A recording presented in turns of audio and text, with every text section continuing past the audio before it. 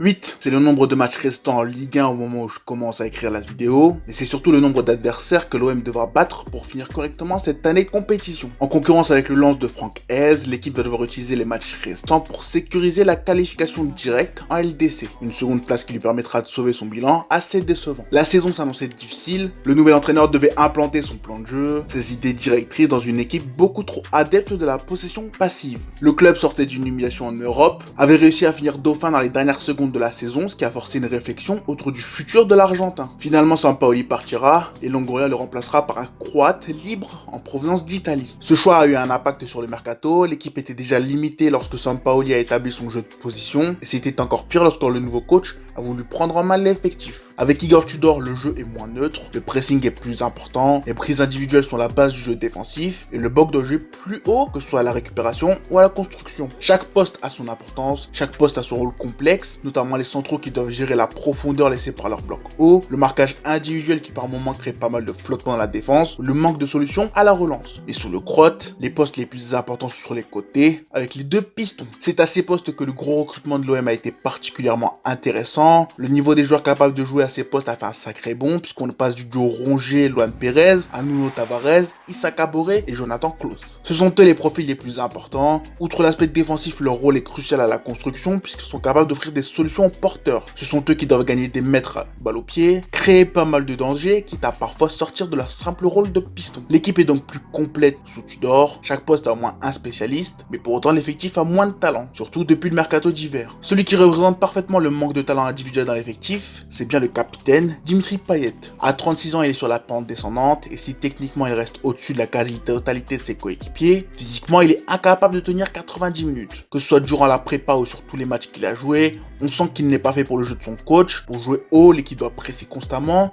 doit pouvoir enchaîner les courses, et ça explique pourquoi un joueur aussi neutre techniquement que Rongier est autant en vue. Payet, le capitaine et le leader de l'équipe, est donc devenu une solution en sortie de banc. Avec cette décision, Tudor affirme ses idées, passeront avant les joueurs. Et s'il a eu du mal à l'accepter, ces quelques rentrées nous ont montré que le Croate avait raison. L'arrivée définitive d'Harit devait pallier à sa sortie du 11. Si l'ancien chauve n'a pas compris que le Marocain était l'héritier, Tudor en a rapidement fait un titulaire avant sa tragique blessure. Et je pense que peu de supporters comprennent à quel point son absence fait mal au club et à ses résultats. Si on devait analyser la saison de Tudor, je pense qu'on peut sortir 5 étapes qui expliqueront pourquoi la déception règne au Vélodrome. D'abord, le premier match de LDC de la saison. C'est dans cette rencontre que le travail de Tudor et l'équipe est mis en lumière. L'OM mange totalement Tottenham en première période dans leur propre stade, confirme la bonne forme de l'équipe après une série de 6 victoires en championnat, mais tout dégringole en seconde. Gigot prendra un carton rouge, la défense se fera trouer par des appels offensifs, mais surtout l'équipe n'a pas su concrétiser ses actions et encaisse les 2 seuls buts de la saison de Richarlison. Le second, c'est la première défaite en championnat de la saison, une défaite inexcusable contre Ajaccio à domicile. C'est le match qui coûte la tête de Gerson pour un énorme manque d'investissement, des rentrées de jeu honteuses, et c'est sûrement après ce match que les contacts avec le Flamengo reprendront. Le troisième, c'est l'élimination en Ligue des Champions, le match qui coûte le parcours en Europe, que ce soit en Europa League ou en LDC. L'OM affronte Tottenham après 4 matchs sans victoire, les Spurs sont honteux, mais l'équipe réussira à perdre à domicile sur une contre-attaque inexplicable à la 94e, alors que le nul aurait assuré l'Europa League. Une humiliation qui mettra un premier gros coup à la tête de l'équipe et du coach.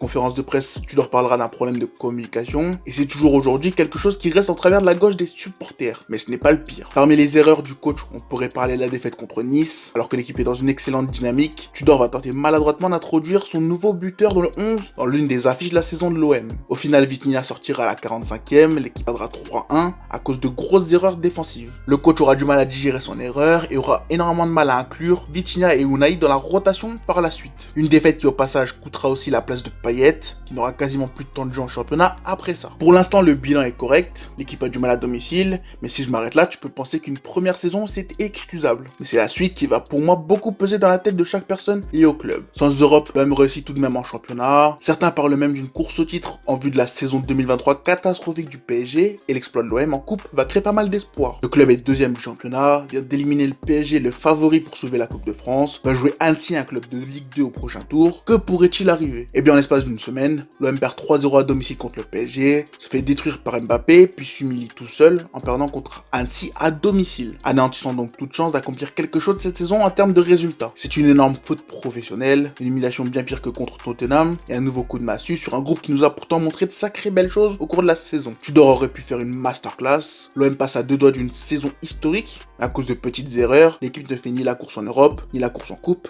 ni la course au titre. Que ce soit financièrement, sportivement, la qualification directe en LDC sera le minimum et permettra au président de réfléchir tranquillement à la prochaine saison. Longoria va entamer sa 3e saison pleine à la tête du club, et si son travail concernant l'effectif est vraiment intéressant, si sa gestion de certains dossiers pourrait être sujet à débat, son palmarès est pour l'instant complètement vide. En termes de résultats, les places européennes ont toujours été sécurisées, l'équipe et le club montent clairement en puissance, mais pour autant, il ne semble pas y avoir de stabilité installée. En 3 ans, le club a eu 3 coachs avec 3 idées de jeu et 3 effectifs différents, aucun n'a vraiment eu une seconde année pour tenter de faire mieux. Si je comprends pourquoi Sampaoli n'a pas eu cette opportunité, je pense que si Tudor se qualifie en LDC, il méritera d'avoir une seconde opportunité à la tête du club. Il a mis en avant son style de jeu, son caractère, sa manière de s'imposer, d'embarquer tout un groupe dans son projet, et quelques clubs tapent déjà à la porte. Parmi ceux qui pourraient être intéressés, la plus grande menace pour l'OM est évidemment la Juventus. Tudor est un ancien joueur du club, un ancien assistant de Pirlo, et il a été pas mal déçu lorsque le futur de club ne lui a pas été confié. Avec tous les changements en cours au sein du club, l'élimination en LDC, la possible non-qualification en Europe, les problèmes financiers, l'avenir d'Allegri est en doute, et la vieille dame suit avec beaucoup d'attention le futur de Tudor. La question d'un départ se posera de son côté si la Juventus vient formuler une vraie offre. Mais pour l'OM, je pense que le garder serait une bonne chose si certaines conditions sont réunies. La base sera de lui faire signer une prolongation d'une année, mais d'autres ajouts seront nécessaires. Son staff devrait être plus complet pour l'aider au maximum dans certains choix, notamment sa gestion de match, mais surtout il faudra l'aiguiller en renforçant l'effectif d'une certaine manière. J'en ai parlé quand j'ai fait le récap, quelques problèmes devront être réglés pour que l'OM réussisse une belle saison. Cette année, les forces de l'OM ont été clairement faciles à discerner, que ce soit le volume de course de l'effectif, les coups de pied arrêtés, les dépassements de fonction constants, ou la verticalité apportée par les pistons. Mais si tu regardes en profondeur, tu te rends compte qu'il y a quand même quelques problèmes flagrants. L'équipe manque de capacité à finir ses actions, défensivement l'équipe se fait trop souvent trouer par les joueurs de profondeur, lorsque l'intensité baisse, l'équipe est incapable de se relever, et d'ailleurs on peut lier ça à ce qui est pour moi le plus important, c'est l'absence de solution dans la zone intérieure du terrain. Que ce soit Verretou ou Rongier, les deux sont incapables de créer de l'impact à la relance, de percer des lignes par leur prise de balle, par leur passe, et sont assez frileux à l'idée de déclencher des appels à vide, et ça explique pourquoi les deux sont souvent sur un côté lorsqu'ils reçoivent la balle, notamment Verretou. C'est problématique, c'est assez difficile de savoir si c'est une consigne ou si c'est simplement un manque de créativité, un manque de touche technique, mais que ce soit Tudor ou l'effectif, une solution doit être trouvée. C'est d'ailleurs dans ce registre que l'absence d'Harit fait le plus mal. Unai aurait lui aussi apporté quelque chose dans ce domaine, j'avais d'ailleurs lu un tweet concernant une solution via le mercato, et je suis assez d'accord pour cette option. Si Tudor reste, je pense que le mercato de l'OM devrait être assez complet pour lui permettre d'élargir sa palette, mais il ne faut pas oublier les contraintes. La sanction de l'UEFA va être levée, l'OM n'aura aucun joueur formé au club dans son effectif, et il faudra donc limiter le nombre de joueurs à 20-21 maximum. Les objectifs seront clairs, l'OM doit garder sa seconde place, mais doit surtout enfin réussir à passer les poules pour envoyer un message fort. C'est nécessaire au vu des contre-performances des clubs français, tu risques gros si tu ne fais pas au moins ça. Et ça permettra aussi à l'Europe de comprendre que le club évolue. Il faudra évidemment continuer la méthode Longoria sur ce qui se fait en Italie, c'est-à-dire viser des joueurs dont on connaît le potentiel mais qui ne sont pas dans la meilleure période de leur carrière. En gros, faire les poubelles des top clubs, regarder si certains joueurs libres ne correspondent pas, viser les joueurs à qui il ne reste qu'un an de contrat pour maximiser les dépenses. Et si tu regardes l'effectif actuel, tu te rends compte qu'il y a énormément de joueurs qui correspondent à ce profil. Avec Vitinha, Longoria a fait une folie, a sûrement eu peur qu'une sanction ne tombe concernant le cas Gay, et Braga a su en profiter. C'est une erreur à ne plus reproduire, elle aurait pu coûter cher, mais je pense que le Portugais pourrait bien être une des révélations de la saison prochaine. Pour l'instant, on n'a aucune idée du budget. Je pense qu'avec l'argent du deal CVC, la seconde place et la phase de Ligue des Champions, il devrait y avoir une petite enveloppe, mais dans tous les cas, il faudra l'augmenter en vendant les joueurs qui ne collent pas aux idées Tudor. Le mercato commencera par une bonne nouvelle, puisque le contrat de Strootman sera terminé. C'est une bonne chose, tu récupères une place dans ta masse salariale, et si t'arrives par miracle à trouver un club pour Amavi ou si tu le libères, tu tournes définitivement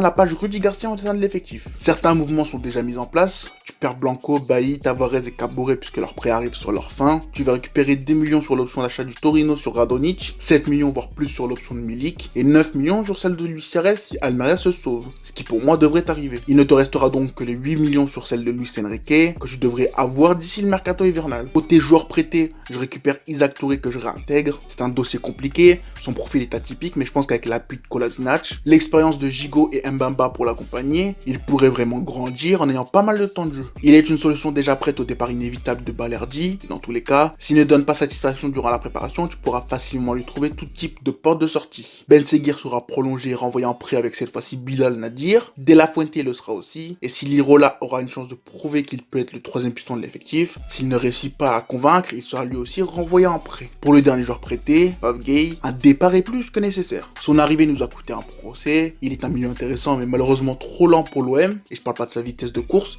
mais de sa vitesse efficace dans ses prises de décision. L'Espagne est parfait pour lui, il aura quelques prétendants et lui-même voudra partir. Une très bonne opération si le montant de sa vente dépasse les 10 millions. 6 ventes donc, et ils seront accompagnés par deux joueurs qui nous ont tant apporté sous Sampaoli, Cengiz Under et Matteo Guendouzi. Guendouzi est la grosse vente obligatoire, il est pas mal courtisé en Angleterre, il est attaché au club mais malheureusement il n'a pas le même statut que l'an dernier. Son profil colle moins au jeu Tudor, il a du mal à s'imposer dans le double pivot, plus haut il n'est pas assez intéressant pour exceller, pas capable de faire des différences en mouvement avec ballon, et je pense qu'un départ, malgré toute l'affection que j'ai pour lui, serait une bonne chose pour les deux camps. Pour Under, la situation est à peu près similaire, malgré son attrait pour l'aile, il a essayé de rentrer dans le moule, et n'a pas vraiment réussi à exceller. Il a sorti quelques belles performances, je ne serais pas choqué de le voir rester, mais je pense que l'on peut faire mieux. L'objectif sera de récupérer autour de 100 millions pour coller avec les grosses dépenses effectuées, et pour avoir une certaine marge de manœuvre pour compléter l'effectif. En termes d'arrivée, il faudra 5 à 7 joueurs minimum, et pour l'instant, je pense qu'un seul devrait être recruté avec l'idée d'en faire un titulaire directement. Avec le départ de Bailly, l'équipe a besoin d'un quatrième central, et je pense que 3 joueurs correspondent au profil recherché. Alidou Seydou, clairement, serait un pari. Il est plus petit que nos joueurs actuels, mais pourtant, je pense que son apport pourrait être intéressant. Il est une piste à étudier, tout comme Leonidas Terio, dont je n'arrête pas de parler depuis des années, qui devrait enfin quitter la Suisse cet été pour tenter d'intégrer l'équipe nationale. Mais il n'est pas la piste principale. Adamo Nagalo, il est pour moi un des joueurs les plus prometteurs en défense, et je pense qu'avec son profil, il peut jouer à tous les postes d'un système à 3 centraux. Pour les 3, une somme en dessous des 10 millions sera nécessaire, un montant correct, au vu des profils et de leur âge. Côté piston, pour être le 3e au poste, je pense que je serais tenté d'aller chercher Pedersen à Feyenoord si je n'étais pas sous le charme de Gonzalo Esteves. Il est assez jeune, mais ses belles performances du côté du Sporting m'ont vraiment tapé dans l'œil. Et il est à peu près dans la même situation qu'Issa Kabore, qui lui n'était pas vrai piston, mais avait plus d'expérience. Avec Kolasinac, ça fera 3 joueurs capables d'être piston, mais il manque un titulaire. Selon moi, c'est un risque, mais je serais tenté de casser mon budget pour sécuriser Milo Kerkez.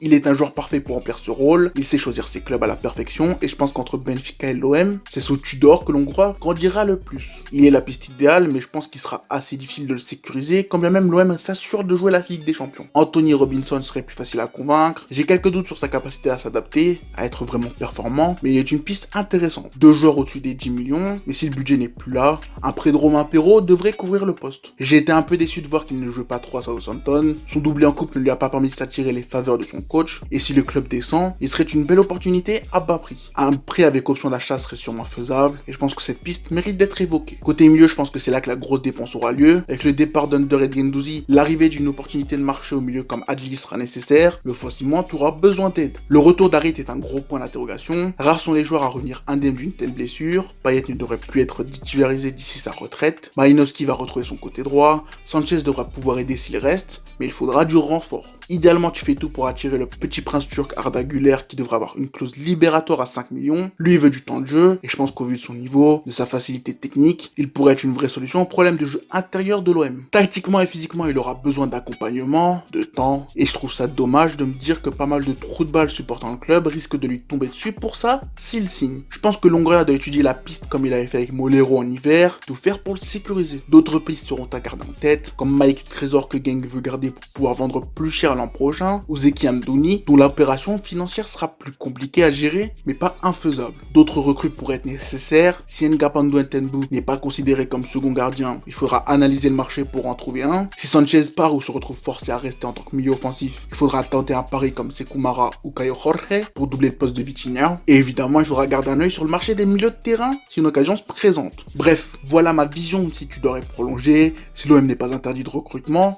mais ce sont là quelques pistes de réflexion. L'idée de renforcer l'effectif en termes de talent individuel, d'essayer de trouver des solutions pour que même lorsque le niveau physique baisse, l'équipe puisse exister, puisse se créer des occasions, et ça passe par l'ajout de joueurs capables de faire des différences balle au pied, que l'OM n'a que trop peu si Harit ou Payet ne sont pas sur le terrain. L'OM est un club qui monte en puissance, qui doit continuer ses efforts pour grandir une nouvelle fois cet été. Lyon, Lille, Lens, Rennes, Monaco et Nice seront de gros concurrents l'an prochain, et pour passer un cap l'an prochain en LDC, il faudra bousculer l'effectif ainsi que le coach par quelques changements nécessaires. Donner de la continuité à Tudor est un pari, je suis prêt à le tenter, mais si son départ est inévitable, pitié Longoria va nous chercher Postecoglou, histoire que l'on vive une saison historique sous l'Australien. Bon, c'était la plus longue vidéo de ma chaîne, j'espère que vous l'avez appréciée, et j'espère vraiment que vous allez la partager aussi, parce que ça, c'était beaucoup de taf. Et on se retrouve pour une prochaine vidéo, sûrement dans le même format.